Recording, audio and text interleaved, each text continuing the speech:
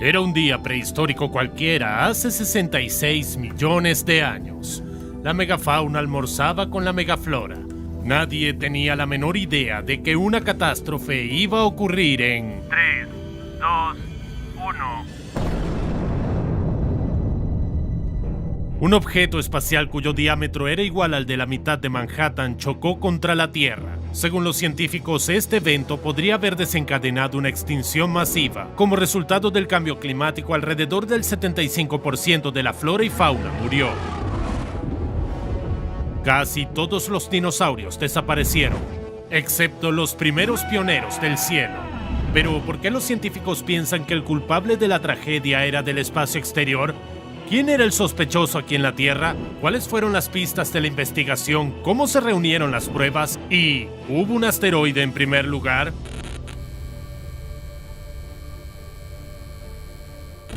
¿Quién podría bajar la pluma de estos animales si fueran del tamaño de un camión? En los últimos 200 años ha habido muchas teorías, desde las científicas hasta las ridículas. Muchos de nosotros han escuchado que antes del impacto del asteroide, el nivel de vida de los dinosaurios ya estaba decayendo y algunas especies estaban a punto de extinguirse. Chicos, no confundan el Cretácico con la Edad Media. Es un montón de mentiras. De hecho, la sociedad de los dinosaurios era próspera. Pregúntale a Joseph Ponsor. Este estudiante de doctorado del Museo de Historia Natural publicó un artículo en la revista Royal Society Open Science y demuestra plenamente lo que he dicho. Joseph realiza un análisis computacional que demostró que, de no haber sido por el impacto de aquel nefasto asteroide, habríamos seguido viviendo después del Cretácico.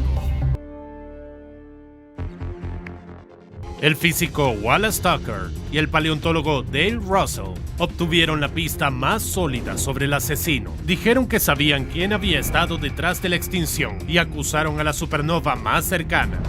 Como resultado de su explosión, los rayos X atacaron la atmósfera superior y desencadenaron una ola de frío. Los investigadores, sin embargo, no encontraron ningún rastro de tal explosión en el espacio, pero en cambio, encontraron un cráter que resultó ser un cementerio de todas las teorías anteriores. ¿Cómo pudo un solo hallazgo cambiar todo el curso de la investigación?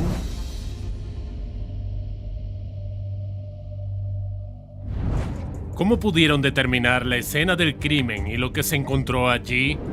El geofísico Glenn Penfield trabajaba para una empresa petrolera mexicana llamada Pemex. En 1978 estaba examinando un mapa de prospección magnética del Golfo de México y observó un arco semicircular, una parte del cráter de impacto del Chicxulub. El cráter alcanzaba los 150 kilómetros de diámetro y tenía 20 metros de profundidad, y eso es casi 2 veces más profundo que la fosa de las Marianas. Penfield presentó sus hallazgos en la conferencia de la Sociedad de Geofísicos de Exploración, pero su informe atrajo poca atención y fue barrido bajo la alfombra. Varios años después, el equipo de padre e hijo, Luis y Walter Álvarez, físico y geólogo, hizo un importante descubrimiento. En diferentes partes del planeta, encontraron una capa de arcilla anormalmente rica en iridio de 66 millones de años de antigüedad. El iridio es un elemento raro en la Tierra, pero está presente con frecuencia en las muestras de rocas espaciales. Es más, los trozos de cuarzo y tecticas chocados encontrados en esa capa también apuntan a un visitante interestelar. Estos trozos surgieron debido a la presión extrema producida por una explosión nuclear o un choque de meteoritos. Basándose en estas pruebas, el equipo concluyó que la extinción masiva fue causada por la caída de un cuerpo celeste. En otros 10 años, Glenn Penfield y el paleontólogo Alan Hildebrand examinaron las muestras de perforación del cráter de Chicxulub. Todo indicaba que el gigantesco objeto espacial había caído en ese lugar exacto. Entonces, los investigadores encontraron la escena del crimen y pronto incluso identificaron a 2 sospechosos. ¿Quiénes eran? ¿Un cometa o un asteroide? Estudiemos a fondo los hábitos y habilidades que tiene cada uno de ellos. Investigadores del Dartmouth College, New Hampshire, intentaron encontrar al culpable. sugirieron que la cantidad de iridio en la capa de arcilla examinada estaba muy sobreestimada y que cuando se produjo la explosión fueron muchos menos los fragmentos que salieron a la atmósfera. Cuando los estudiosos recalcularon la cantidad de iridio, afirmaron que podría haber sido traído a la Tierra por un asteroide de 5 kilómetros de diámetro y podría haberse originado en un cinturón de asteroides situado entre Marte y Júpiter. Ese lugar, por cierto, sigue estando repleto de rocas espaciales propensas a cambiar su trayectoria en cualquier momento. Pero, ¿cómo explicar el tamaño del cráter? El equipo de New Hampshire dio su propia respuesta: un cometa de 7 kilómetros. Obviamente, este cometa procedía de la nube de Oort. La enorme distancia que tuvo que recorrer en su camino hacia la Tierra le permitió alcanzar la velocidad necesaria para una explosión masiva. Avi Love y Amir Siraj, astrofísicos de Harvard, apoyaron la acusación. Realizaron un análisis geoquímico de los afloramientos rocosos del cráter y afirmaron que el 100% de los cometas y solo el 10% de los asteroides que cruzan nuestra órbita tienen una química que coincide con la encontrada en el cráter de impacto de Chicxulub. Sin embargo, la mayoría de los investigadores odiaban absolutamente estas teorías, y no solo por los graves errores que ambos equipos cometieron en sus estudios.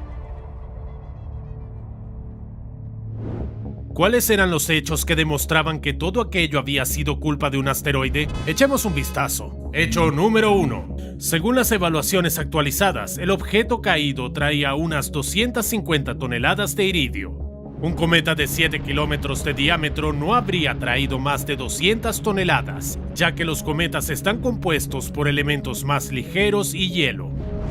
Mientras tanto, un asteroide de 10 kilómetros podría ser capaz de realizar la tarea.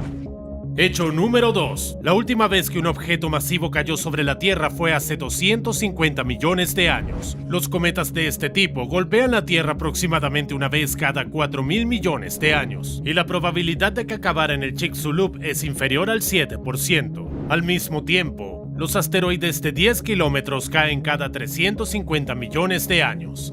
Esto nos da más de un 50% de posibilidades. Hecho número 3. La estructura del cráter de impacto está formada por condritas carbonáceas. Se trata de un tipo de roca que contiene agua y compuestos orgánicos que suelen encontrarse en asteroides y cometas.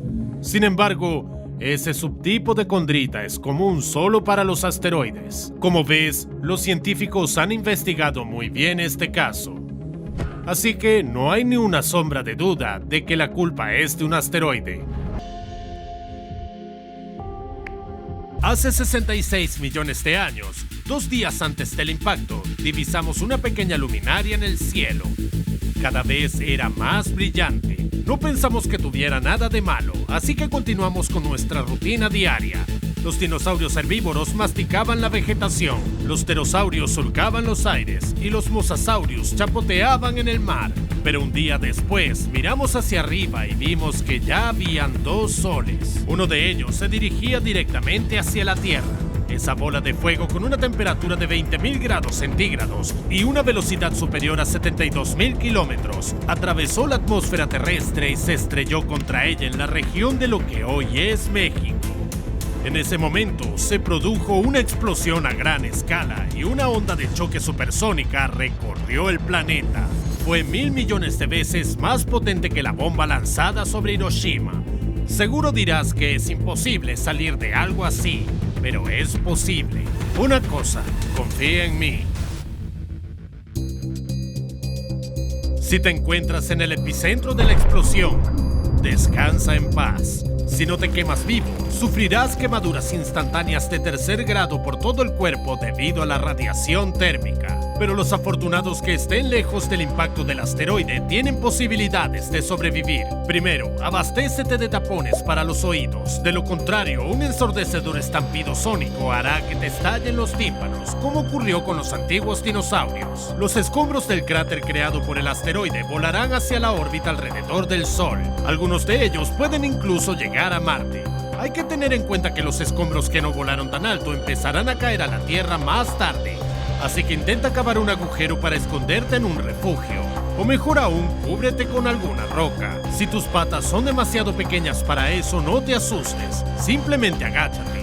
¿Oíste eso, T-Rex? No tienes que correr a ninguna parte. En el momento del impacto, la superficie de la Tierra se moverá periódicamente. Debido a tu sobresaliente altura, simplemente chocarás contra el suelo y te romperás el cráneo. Si eres un dinosaurio volador, por ejemplo, Quetzalcoatlus, no es el momento de lucir tus maniobras aéreas. Baja a tierra y muévete sobre tus pies. De lo contrario, te alcanzarán las balas de cristal. Se forman a partir de rocas fundidas liberadas a la atmósfera.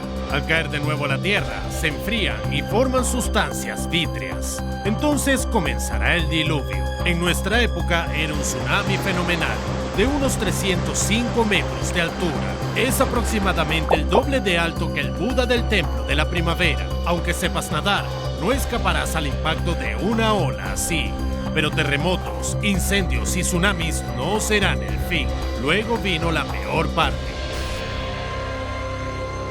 Si todavía estás consciente el día después de que el asteroide golpeara el planeta, aprovecha tu oportunidad. Pero debes saber que el hollín y el polvo generados por la catástrofe bloquearán la luz solar que llega a la Tierra, y todas las plantas empezarán a morir. Así que si eres herbívoro como yo, no te apresures a devorarlo todo de golpe. Sería mejor distribuir razonablemente la vegetación restante y hacer reservas. La muerte repentina de la mayoría de las criaturas tuvo un efecto devastador en la cadena alimenticia de los animales marinos y terrestres. Pero si quieres asegurar aún más tu supervivencia en un mundo posapocalíptico, haz crecer tus alas. Los dinosaurios emparentados con las aves lograron adaptarse. Su capacidad para volar les ayudó a escapar de los lugares más desfavorables y desplazarse rápidamente a las zonas menos afectadas del planeta.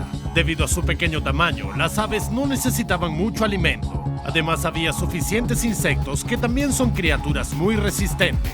Después, las aves se pasaron gradualmente a las semillas y los frutos secos, y en el proceso de evolución sus dientes empezaron a desaparecer. Sí, en mis tiempos los pájaros tenían este aspecto, pero con el tiempo estos supervivientes se convirtieron en los millones de aves que existen hoy en día. Todos son descendientes de antiguos dinosaurios que sobrevivieron heroicamente a la extinción. Y me rompe el corazón ver que la gente llama a las aves ratas voladoras o le enseñan malas palabras. Por supuesto, según las previsiones, un nuevo asteroide de 10 kilómetros no nos molestará durante los próximos 284 millones de años. Pero no hay que olvidar que todavía puede haber un cometa de 7 kilómetros atravesando la inmensidad del espacio. Y la probabilidad de que choque con la Tierra es desde hace tiempo superior al 7%.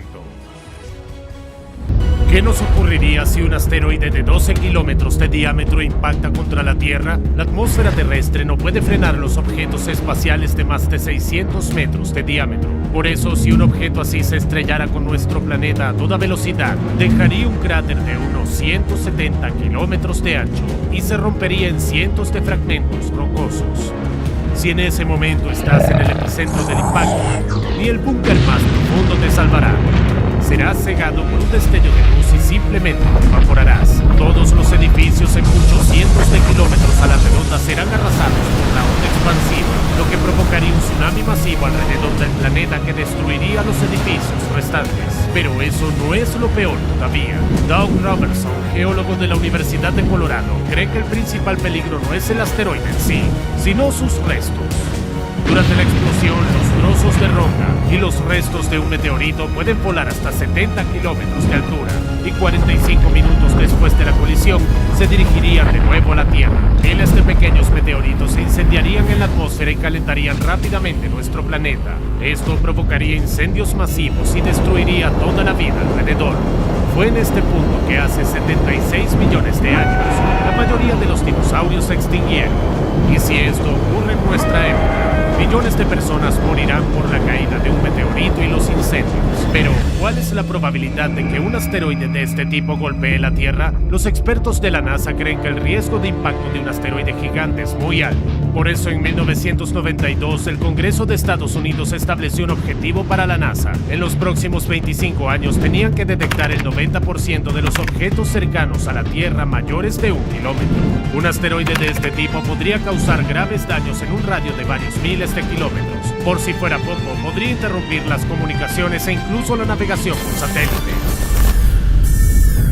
En la actualidad, el espacio está vigilado por decenas de programas diferentes. Juntos ya han encontrado cerca del 50% de los objetos cercanos a la Tierra con diámetros que oscilan entre los 140 metros. Y pronto esta cifra aumentará ya que la NASA tiene previsto lanzar el telescopio infrarrojo NEO Surveyor. Registrará todos los objetos mayores de 140 metros en un radio de 50 millones de kilómetros desde la órbita de la Tierra. El NEO Surveyor estará equipado con 2 canales infrarrojos sensibles al calor. Esto significa que no solo podrá detectar un asteroide, sino también medir su tamaño exacto, averiguar su composición, calcular su velocidad y su trayectoria. Si los dinosaurios hubiesen tenido esta tecnología, habrían sabido la catástrofe con antelación. Y, bueno, ¿qué podemos hacer con un asteroide que vuela hacia la Tierra? ¿Cómo podemos protegernos del impacto de un asteroide? De hecho, los científicos saben qué hacer. Lo primero es destruir el asteroide antes de que entre en nuestra atmósfera. Por ejemplo, hacerlo estallar con un dispositivo nuclear. Pero piénsatelo 2 veces antes de lanzar ojivas nucleares al espacio. Esta estrategia tiene una gran desventaja, ya que los restos de un asteroide pueden caer sobre la Tierra y provocar la destrucción. Pero aún hay otra forma. Se puede desviar el curso de un asteroide para que pase junto a nuestro planeta. Y la NASA ya ha lanzado la primera misión de entrenamiento, DART. La nave espacial se estrellará contra el pequeño asteroide Dimorphos este mes de septiembre. Los científicos intentarán desviarlo de su trayectoria original. Si lo consiguen, se convertirá en una forma eficaz de proteger a la Tierra de los asteroides. ¿O no? Probablemente no. El problema es que el diámetro del Dimorphos es de solo 170 metros y la nave espacial DART, que tiene que chocar con ella, pesa 610 kilogramos. Para derribar el asteroide que acabó con los dinosaurios, necesitaríamos una aeronave 70 veces mayor. Resulta que hoy en día no tenemos esa protección adecuada contra las amenazas del espacio exterior, pero eso no significa que no podamos sobrevivir. Los astrónomos podrán advertir un asteroide capaz de destruirlo todo mucho antes del impacto, y tendremos tiempo para prepararnos. La gente tendrá que construir búnkeres a unos 5 kilómetros bajo tierra para poder sobrevivir. Evidentemente no habrá sitio suficiente en esos búnkeres para todos. Sin embargo, es igualmente claro que la posibilidad de llegar allí probablemente aumentará si tienes un arma en tus manos. Pero además, no podrás simplemente sentarte en el búnker durante un par de días y volver después a tu vida cotidiana. Después de los incendios, las partículas de ceniza y polvo flotarán en la atmósfera durante otros 10 años, bloqueando completamente la luz solar.